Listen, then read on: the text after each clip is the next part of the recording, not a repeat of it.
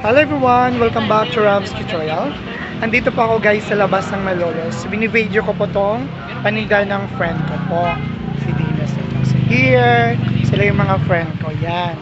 This is the owner of dito sa store po. Then ito naman po kay Kuya sa Malolos na dito guys. Here makikita nyo to after church. Yung mga paninda nito. Andin din yung friend ko. Ito si Kuya. Yan. Yan. Ito yung mga paninda niya dito guys. Dito lang yun, matatagpuan lang dito. In front sa pharmacy natin dito.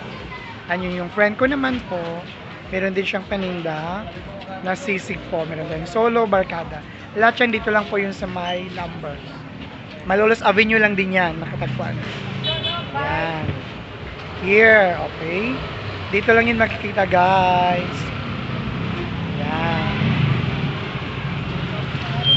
So, if you are new here to my channel, don't forget to like, share, and subscribe to Ram's Tutorial Educational Channel. Thank you!